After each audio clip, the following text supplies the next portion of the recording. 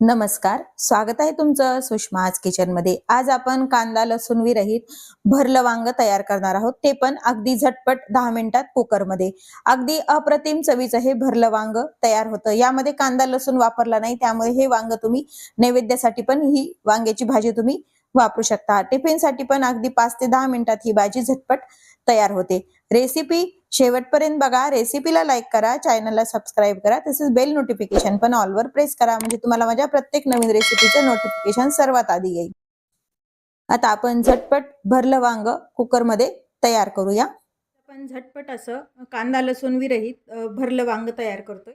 त्यासाठी अशी ही काटेरी वांगी घ्यायची। मी काही वांगी घेऊन यामध्ये हे प्लसचं चिन्ह देऊन याचे काटे काढून चिरून घेतलेले आहेत आणि चिरल्यानंतर पाण्यात टाकून घेतलेले आहेत। तुम्हाला मी एक वांग कसं चिरायचं ते दाखवते।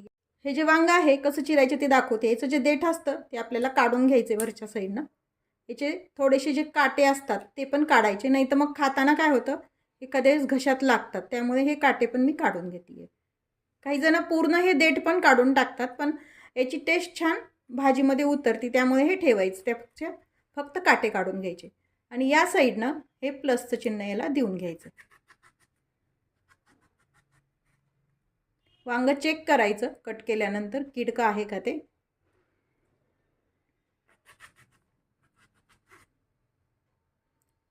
हे असं वांग आपल्याला कट करून घ्यायचं। खालपर्यंत एकदम कट नाही करायचं शक्यतो, आणि हे पाण्यात टाकून घ्यायचे। शक्यतो चिरल्यानंतर पाण्यातच टाकून ठेवायचे, नाही तर वांगी ही काळी पडतात। आता यासाठी लागणार आपण मसाला तयार करूया। इथे मी भाजलेले शेंगदाण्याचं कूट घेतलेले आहे। जेवढे वांगे आहेत आपले, हे वांगे जे आहेत ते आपले 7 वांगे आहेत, तर 7 टेबलस्पून हा आपल्याला भाजलेल्या शेंगदाण्याचा कूट घेतलेला आहे। यामध्ये आवश्यकतेनुसार लाल तिखट टाकायचे। जसं तुम्हाला तिखट लागतं त्या पद्धतीने तुम्ही तिखट वापरायचे। गोडा मसाला टाकून घ्यायचा आहे, कारण आपण हे कांदा लसूण विरहित करतोय, त्यामुळे गोडा मसाला वापरायचा। नाही तर मग तुम्ही जर कांदा लसूण मसाला पण कांदा लसूणचं वांग जर करत असताल तर चालतं, पण हे वांग जे आहे तुम्ही अगदी नैवेद्यासाठी पण करू शकता। थोडीशी हळद टाकून घ्यायची। यामध्ये मी शेंगदाण्याचा कूट वापरलाय। यासोबतच खूप जण खोबऱ्याचा खीस पण वापरताय, पण मी इथे फक्त शेंगदाणा कूटच वापरतेय। मिठाचं प्रमाण जसं तुम्हाला लागतं त्या पद्धतीने तुम्ही मीठ वापरायचे। थोडासा गूळ टाकून घ्यायचा। यामध्ये आता भरपूर कोथिंबीर टाकून घ्यायची। कोथिंबीर स्वच्छ धुवून बारीक चिरून घ्यायची। मध्ये आता थोडंसं आपण तेल टाकून घ्यायचं, म्हणजे हे मिश्रण छान एकजीव होण्यासाठी, किंवा मग पाणी टाकायचे। हे वांग तर आपण कांदा लसूण विरहित बनवतोच आहे, आणि अगदी 10 मिनिटात कुकरमध्ये बनवणार आहोत, त्यामुळे काय होतं एक शिट्टी झाली की वांग व्यवस्थित शिजले जातं आणि झटपट तयार होतं। आता हा मसाला छान हातानेच असा एकजीव करून घ्यायचा, म्हणजे याला ओलसरपणा येतो। कोथिंबीर आपली धुतलेली असल्यामुळे ऑलरेडीच हे ओलसरपणा येतो याला। मसाला छान आपण मिक्स करून घेतलाय।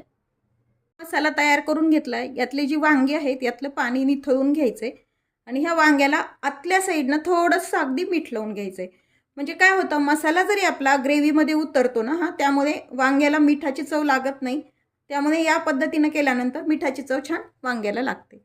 आणि हा जो मसाला आहे यामध्ये स्टफ करून घ्यायचा आहे। अगदी गच्च भरून घ्यायचा मसाला हा पूर्ण।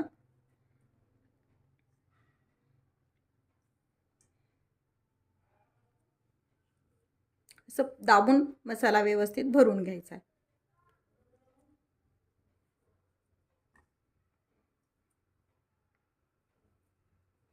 या पद्धतीने यामध्ये पूर्ण मसाला असा स्टफ करून घेतलाय। याच पद्धतीने आपण वांग्यातलं पाणी पूर्ण काढून घ्यायचं, याला मीठ लावून घ्यायचं, आणि सर्व वांगी आपण आता अशी स्टफ करून घेऊया। थोडंसं मीठ लावायचं, खूप नाही लावायचं, आणि हे पण मसाला यामध्ये चांगला खोलपर्यंत जाईल असा भरून घ्यायचं दाबून।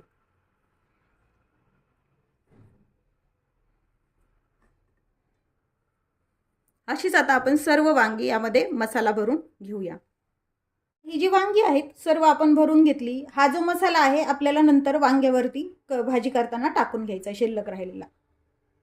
ही भाजी आपण कुकरमध्ये बनवतोय, त्यामुळे गॅस सुरू करून इथं मी कुकर ठेवलेला आहे गरम व्हायला। आपल्याला तेल टाकून घ्यायचंय। तेलाचं प्रमाण तुम्ही तुमच्या आवडीनं कमी जास्त पण वापरू शकता. काही जणाला चमचमीत असं तेल आलेलं आवडतं, काही जणाला आवडत नाही. साधारण मी 2 पळी तेल वापरते. कमी तेलातच भाजी ही करणार आहे मी. तेल गरम झाले, यामध्ये आपण मोहरी टाकून घ्यायची.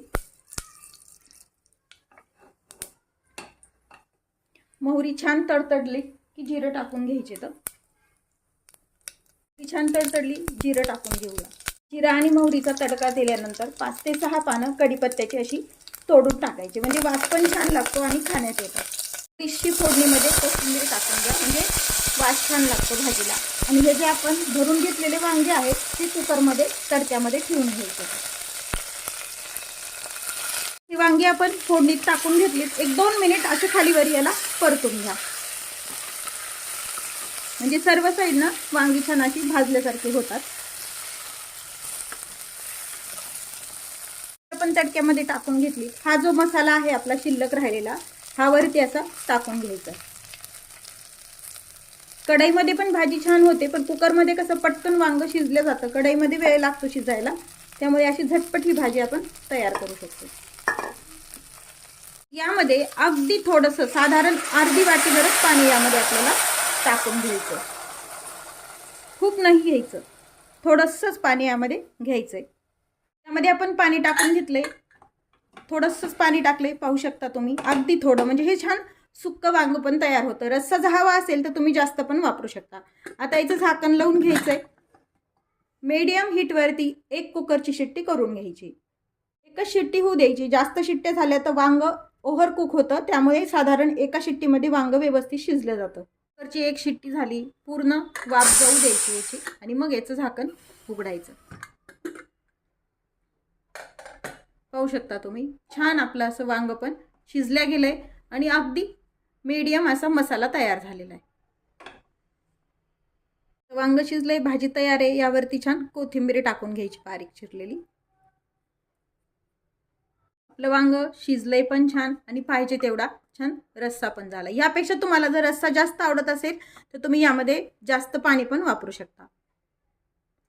पाणी किंवा रस्स्याचं प्रमाण तुमच्या आवडीनं कमी जास्त करू शकता. फक्त शिट्टी मात्र एकच घ्या, नाही तर वांग ओव्हर कुक होतं आणि जास्त मऊसर होतं.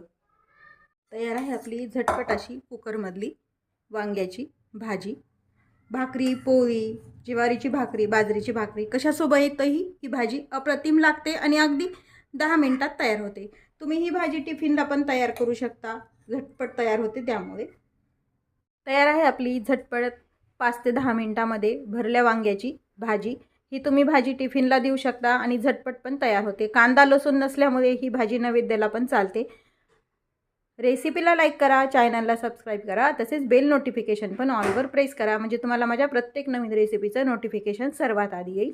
अशाच नवीन रेसिपीसोबत पुन्हा भेटूया. तोपर्यंत बाय बाय. व्हिडिओ पाहिल्याबद्दल खूप धन्यवाद.